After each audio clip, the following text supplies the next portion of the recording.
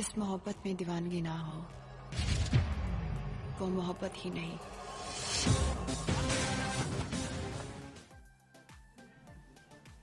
नमस्कार दोस्तों, आज हम लोग फॉर्म फर्स्ट ईयर के इनऑर्गेनिक केमिस्ट्री के एक important topic acid base and wafer के बारे में पढ़ने वाले हैं कि एसिड क्या होता है, बेस क्या होता है, बफर क्या होता है और एसिड बेस के प्रेफरेंस में कितने कॉन्सेप्ट दिए गए हैं, इन सभी के बारे में हम लोग एक एक करके पढ़ते हैं। तो चलिए हम लोग सबसे पहले शुरू करते हैं कि एसिड के बारे में मुख्यतः मेनली 3 कॉन्सेप्ट दिए गए हैं। First Arrhenius concept, second Bronsted Lowry concept और थर्ड इज लुइस कॉन्सेप्ट। तो चलिए हम लोग सबसे पहले कॉन्सेप्ट अरेनियस कॉन्सेप्ट के बारे में पढ़ते हैं। फर्स्ट कॉन्सेप्ट इज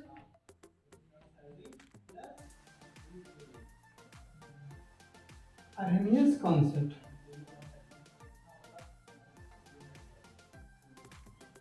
पहला जो कॉन्सेप्ट है वो अरेनियस कॉन्सेप्ट है।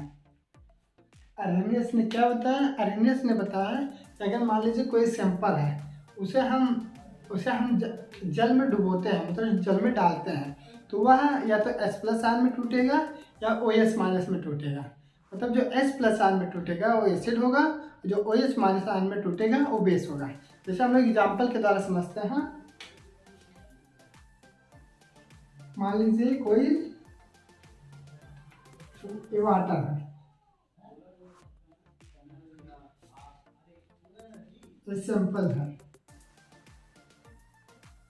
जब हम इस सैंपल को वाटर में डालेंगे तो यह या तो H+ आयन में टूटेगा और या तो OH- आयन में टूटेगा।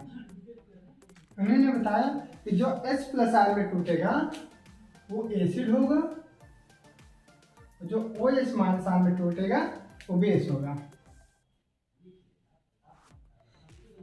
एग्जाम्पल की बात करें तो हम लोग जैसे एग्जाम्पल जैसे HCl हुआ, H2SO4 हुआ, HNO3 हुआ, ये सब एसिड है। जैसे अगर मान लीजिए हम HCl के बारे में पहले बात करते हैं, तो जो HCl है जब हम इसे वाटर में डिसॉल्व करते हैं तो यह H+ आयन और Cl- आयन में टूट जाता है, मतलब एक्वस सॉल्यूशन में यह H+ आयन देता है। यह एक एसिड है। अगर हम लोग बेस के बारे में अगर बात करें, जैसे कैल्शियम हाइड्रोक्साइड हुआ, मैग्नीशियम हाइड्रोक्साइड हुआ। अगर जैसे हम पहले कैल्शियम हाइड्रोक्साइड के बारे में देखते हैं, जो कैल्शियम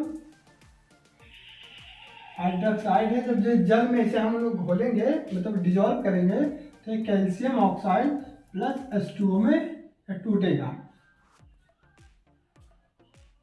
तब यह 2 मॉलिक्यूल ऑफ OH का दे गए हैं। अगर हम लोग इसे डिफिनेशन के फॉर्म में देखना चाहें, तो अगर डिफिनेशन इसका लिखना चाहें एसिड बेस का, तो ऐसा लिखते हैं, acid are those type of substance which dissolve in aqueous media, it means water, and gives H+ ion are known as acid, and when are known as acid, and base are those type of substance when dissolved in water and gives OH- ion are known as base। उसे हम लोग base कहते हैं। जो OH- ion aqueous medium में दे उसे base कहते हैं, जो H+ आयन दे उसे हम लोग एसिड कहते हैं। अब हम लोग ये तो हम जान लें कि एसिड क्या है। एसिड जो H+ आयन दे वो एसिड हो, है जो OH- आयन दे वो बेस हो। अब हम जानते हैं कि जब कि जो अरेनियस इक्वेशन है वो फेल क्यों हुआ। तो जैसे कुछ कंपाउंड ऐसे होते हैं जो जल में घोलने के बाद ना ही वे H+ आयन देते हैं, ना ही वे OH- आयन देते हैं। जैसे हम लोग एग्जाम्पल की बात करें तो जैसे CO2 हो गया, SO2 हो गया, ये सब ऐसे कंपाउंड है जल में घोलने के बाद ना ही H+ आयन देते हैं, ना ही OH- आयन देते हैं। इसलिए जो अरेनियस इक्वेशन था वो यहीं पे फेल होता है, यहीं पे फेल होता है। इसके बाद अरेनियस का इक्वेशन जब फेल हो गया तो एक दूसरे साइंटिस्ट आए ब्रेस्टोलोरी, उन्होंने एक कॉन्सेप्ट दिया जो electron electron donor and electron acceptor पे बेस्ड था। तो हम लोग चलते हैं, देखते हैं कि ब्रेस्टोलोरी इक्वेशन क्या कहता है, ब्रेस्टोलोरी कॉन्सेप्ट क्या कहता है।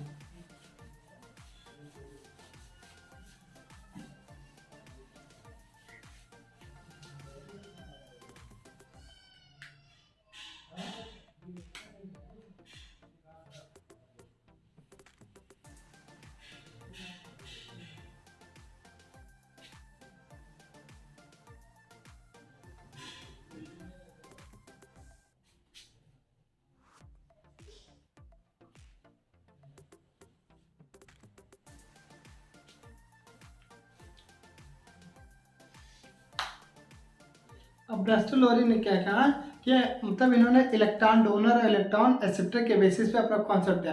इन्होंने बताया कि जो अगर एक्वस मीडियम में जो इलेक्ट्रॉन को डोनेट कर दे वो एसिड होता है, और जो इलेक्ट्रॉन को एक्सेप्ट कर ले वो बेस होता है। अब हम लोग एग्जाम्पल के द्वारा समझते हैं।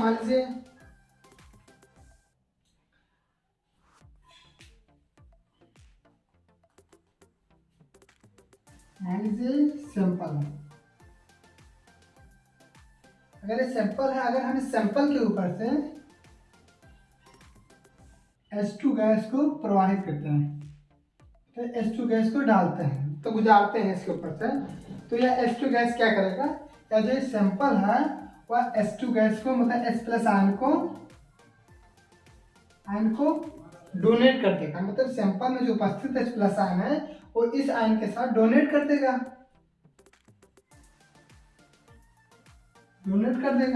या जो सैंपल है जो इसमें से जो H प्लस आयन है उसे डोनेट कर देगा, या H प्लस आयन को एक्सेप्ट कर लेगा। एक दो कंडीशन हो सकता है।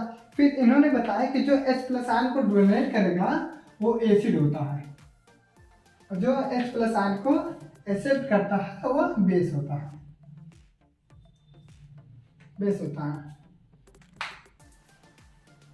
अगर हम लोग एग्जाम्पल की बात करें,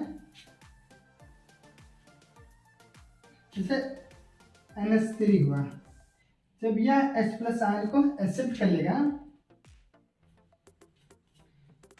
तो NH4 प्लस बनाएगा, मतलब क्या है, एक प्रकार का बेस है। अगर दूसरी एग्जाम्पल की बात करें,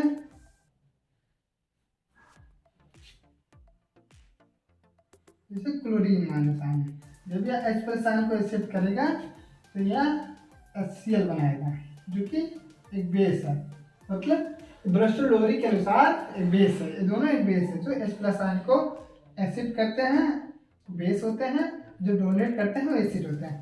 मतलब हम लोग इसके डिफिनेशन अगर लिखना चाहें कि एसिड क्या होता है, अब तो आप लोग ऐसे लिख सकते हैं, लेकिन हम बता दे रहे हैं कैसे।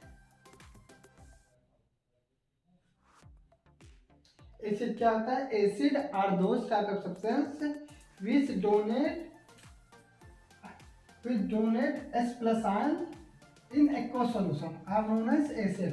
अगर हम बेस की बात करें तो bases are those type of substance which acid H plus ion, it means acid proton, जो प्रोटॉन को एक्सेप्ट करे वो बेस होता है, जो प्रोटॉन को डोनेट करे वो एसिड होता है। ठीक है, एग्जाम्पल की बात करें तो जैसे एसिड का एग्जाम्पल, बेस का एग्जाम्पल है, फिर एसिड का एग्जाम्पल है। इसके बाद हम लोग पढ़ते हैं कि थर्ड कॉन्सेप्ट जो है लोरी कॉन्सेप्ट,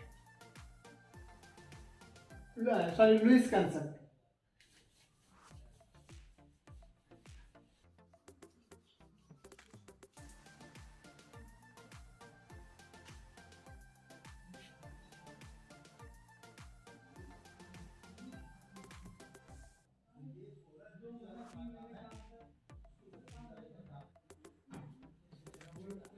अब जो तीसरा कॉन्सेप्ट आता है वो लुईस कॉन्सेप्ट है। और लुईस ने क्या बताया, इन्होंने ये सभी जो H प्लस आयन डोनेट होते हैं, एसिड होते हैं, या जो जल में घुल के H प्लस आयन देते हैं, मतलब जो ब्रेस्टोलोरी इक्वेशन था वो आर्हेनियस कॉन्सेप्ट था। मतलब दोनों जो कॉन्सेप्ट है उनसे जो लोरी कॉन्सेप्ट लुईस कॉन्सेप्ट है ये बिल्कुल अलग है। इन्होंने इलेक्ट्रॉन के लोन पेयर के बेसिस पे अपना कॉन्सेप्ट दिया है। इन्होंने बताया कि जो एक्वस सॉल्यूशन में इन्होंने बताया कि जो एक्वस सॉल्यूशन में ऐसा लोन पेयर डोनेट करें वो बेस होता है, जो एक्वस सॉल्यूशन में लोन पेयर एक्सेप्ट करें वो एसिड होता है। हम लोग एग्जाम्पल की बात करें तो जैसे हम मान लेते हैं जैसे अमोनिया है। अमोनिया के आउटरमोस्ट सेल में 5 इलेक्ट्रॉन होता है, सॉरी नाइट्रोजन के आउटरमोस्ट सेल में 5 इलेक्ट्रॉन होता है। जब यह तीन हाइड्रोजन एटम जुड़ गया है, मतलब अपना जो इसका 3 हाथ है वो एक एक हाइड्रोजन बॉन्ड को बनाने में लग गया। अब इसके पास 2 लोन पेयर, 1 लोन पेयर बचा। अभी क्या करेगा, इसके पास वैसे तो 5 हाथ है, 5 लोन पेयर मतलब 5 बॉन्ड बनाने के लिए कैपेसिटी है। अब क्या करेगा, जबकि ये 3 बॉन्ड बनाए हैं, अभी इसका 2 बॉन्ड तो 2 हाथ खाली है बॉन्ड बनाने के लिए। तो क्या करेगा, मान लीजिए दूसरा आइटम है PF3 ले लेते हैं। जैसे बोरान है, जैसे जो फ्लोरीन BF3 होता है,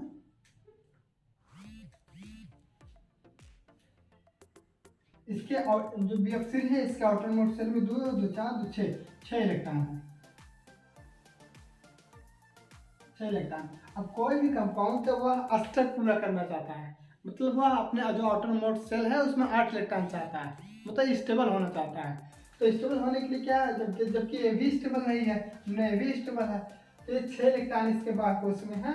अब क्या करेगा, जो BF नाइट्रोजन का 2 इलेक्ट्रॉन बचा है, 2 इलेक्ट्रॉन ले लेगा। 2 इलेक्ट्रॉन लेने के बाद में ये भी स्टेबल हो जाएगा, ये भी स्टेबल हो जाएगा। और क्या कर रहा है, इलेक्ट्रॉन को डोनेट कर रहा है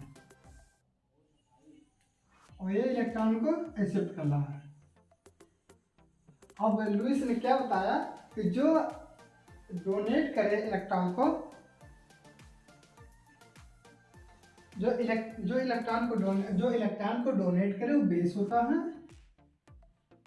और जो इलेक्ट्रॉन को एक्सेप्ट करे वो एसिड होता है। मतलब हम अगर ऐसा बोले कि अगर हम डिफिनेशन के फॉर्म में देखें तो according to Lewis concept, acid are those type of substance which acid, जो लोन पेयर है एक्सेप्ट कर रहा है, जो acid lone pair of electron are known as acid, and base are those type of substance which donate electron pair in aqueous medium are known as base, वो base होता है। अब इसके बाद जो हमारा नेक्स्ट कॉन्सेप्ट आता है वो बफर, मतलब बफर सॉल्यूशन क्या होता है। चलिए हम लोग समझते हैं कि बफर क्या होता है।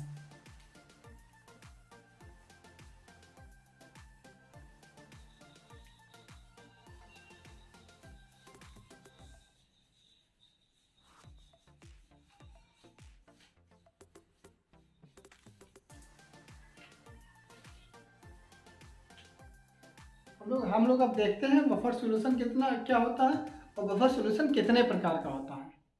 तो चलिए सबसे पहले हम लोग देख लेते हैं बफर क्या होता है।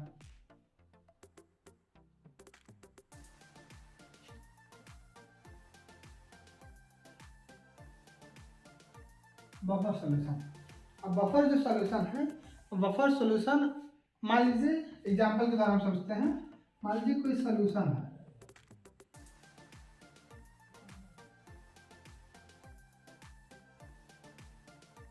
मान लीजिए कोई सॉल्यूशन है, अगर हम इसमें small amount of acid add करें,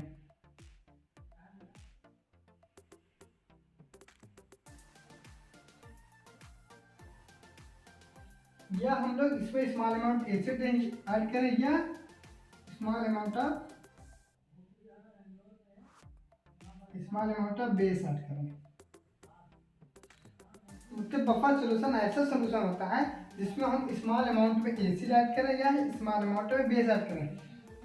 इन दोनों को ऐड करने के बाद जो अपना पीएच को रेजिस्ट करता है, मतलब अपने पीएच को बनाए रखता है, ना वो एसिडिक होता है ना वो बेसिक होता है। वह मतलब हम एक तरफ से कह सकते हैं कि बफर सॉल्यूशन ऐसा सॉल्यूशन होता है जिसमें अगर स्मॉल अमाउंट में हम एसिड ऐड करें या स्मॉल अमाउंट में बेस ऐड करें तब भी वो अपना जो पीएच है वो सेम बनाए रखता है, मतलब रेजिस्ट करता है, अपना पीएच सेम बनाए रखते हैं। ऐसे सॉल्यूशन को हम बफर सॉल्यूशन कहते हैं।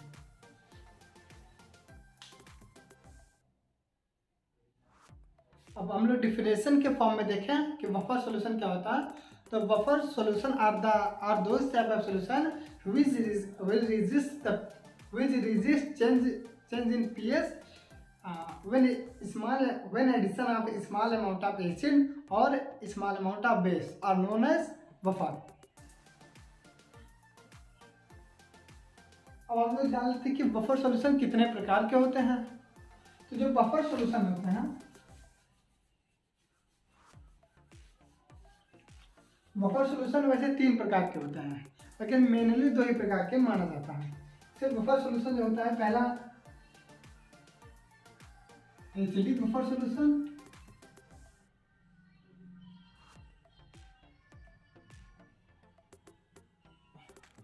और दूसरा बेसिक बफर सॉल्यूशन, और जो तीसरा होता है वो न्यूट्रल होता है, neutral buffer solution. Buffer solution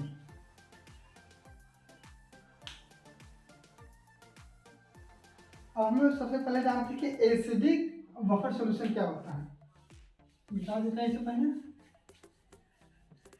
अब एसिडिक बफर सॉल्यूशन ऐसा सॉल्यूशन होता है जिसमें हम strong acid plus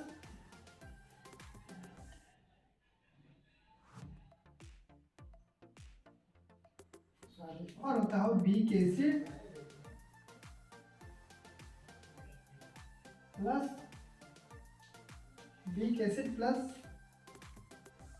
salt of weak acid and strong base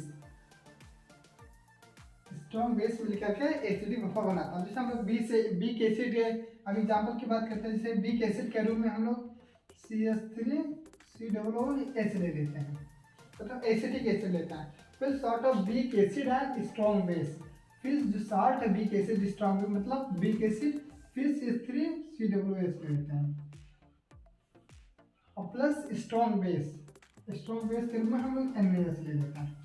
अभी हो गया, अगर हम एक तरीके से देखें तो ये हो गया CH3COOH plus CH3COONA plus H2O निकल जाएगा। तो यही मेन रिएक्शन है, मतलब वीक एसिड एंड सॉल्ट है, वीक एसिड का और स्ट्रॉन्ग बेस का, salt of weak acid and strong base, weak acid and strong base का, ये एसिडिक बफर होता है।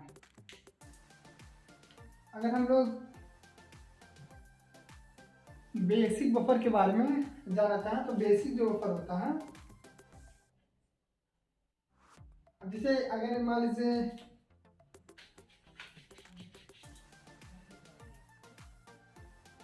बेसिक बफर होगा,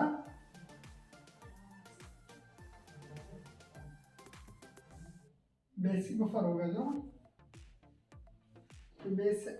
बफर होगा वो होगा weak base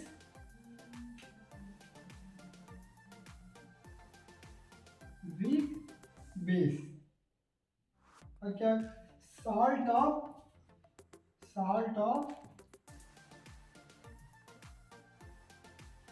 weak base and strong acid. अब हम लोग एग्जाम्पल की बात करें तो वीक बेस, एक वीक बेस के ले लेते हैं, जिससे बेसिक बफर के बारे में जानते हैं। जैसे हमने बताया बेसिक बफर में किया वीक बेस, अब वीक बेस के रूप में हम लोग जिसे NH4OH ले लेते हैं।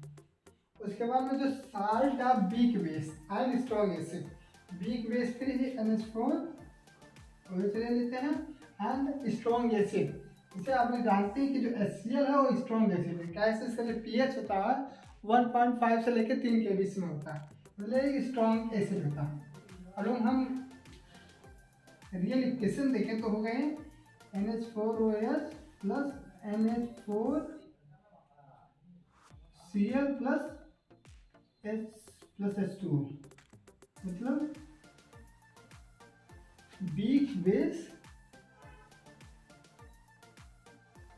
and salt of weak base and strong acid. Weak base and strong acid. हम WB मतलब weak, B for base, S for strong, A for acid, ऐसे लिखते हैं। चलिए आज का हमारा टॉपिक यहीं खत्म होता है। Thank you for watching.